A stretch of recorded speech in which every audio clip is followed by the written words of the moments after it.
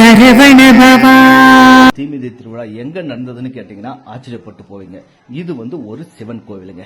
நம்ம திருவண்ணாமலை அண்ணாமலையார் கோயில்ல தாங்க நடந்தது. என்னது சிவன் கோவில்ல தீமிதி திருவிழாவா? அப்படிதானே ஆச்சரியப்பட்டு போவீங்க. அட ஆமாங்க. இங்க ஆடிப்பூரம் 10 நாள் உற்சவம் நடக்குங்க. அதுல 10வது நாள் தான் இந்த தீமிதி திருவிழா நடக்குங்க. 10வது நாள் காலையில சிவகங்கை தீர்த்தத்துல சிவாச்சாரியார்கள் வேதங்கள் ஓத அம்மனுக்கு தீர்த்தவரை நடக்குங்க.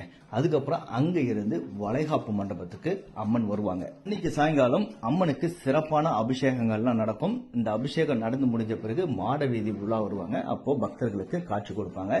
இந்த ஃபங்க்ஷன்ல பாத்தீங்கன்னா அதிக அளவு பெண்கள் தான் கலந்துப்பாங்க. அது மட்டும் இல்லாம அவங்க வளையெல்லாம் வாங்கிட்டு அம்மனுக்கு சாத்துவாங்க. அதன் பிறகு அதை எல்லா பெண்களுக்கும் பிரசாதமாக கொடுப்பாங்க. புதுசா கல்யாணம் ஆனவங்க, நீண்ட நாட்கள் குழந்தை இல்லாதவங்க, இப்போ பிரெக்னண்டா இருக்கவங்க எல்லாருமே அந்த வலையில வாங்கி போட்டுப்பாங்க. அம்மன் மாடவீதி சுத்தி வந்ததுக்கு அப்புறம் அம்மன் சன்னதிக்கு முன்னாடி அம்மனுக்கு திருக்கல்யாணம் நடக்குங்க. அதற்கு முன்னாடி இந்த தீமிதி திருவிழாவுக்கு தேவையான நெருப்பை தயார் செஞ்சுட்டு இருக்காங்க. இப்போ அம்மனுக்கு சிறப்பான அபிஷேகங்கள்லாம் முடிஞ்சு இப்போ திருக்கல்யாணம் நடக்குதுங்க. இப்போ தாலி கட்டும் வைபவம் நடந்துட்டு இருக்கு பாருங்க.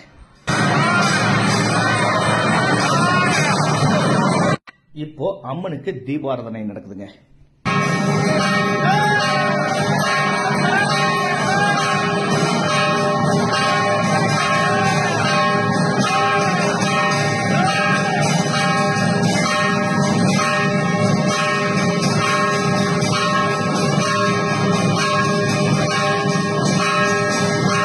அம்மனுக்கு தீபாராதனை எல்லாம் முடிஞ்சதுக்கு அப்புறம் ரொம்ப சந்தோஷமா அந்த தீமிதி விழா நடக்கும் இல்லைங்களா? அதுக்கு முன்னாடி எழுந்தள்ளி அங்க இருக்கக்கூடிய எல்லாருக்கும் அருள் பாலிப்பாங்க.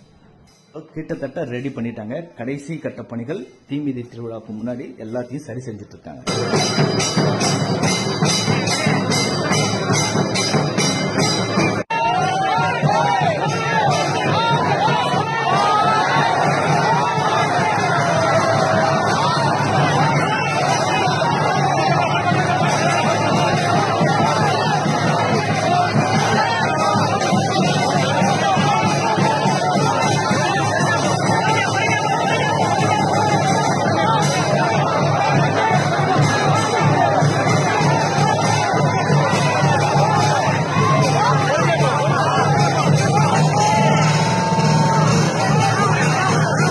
உண்மையிலுமே அதை பார்க்கும்போது ரொம்ப மெய்சிலிருப்பா இருந்தது. ஏன்னா நாங்க பக்கத்துல போகும்போது என்னால நிக்கவே முடியல. அந்த அளவுக்கு அனல்.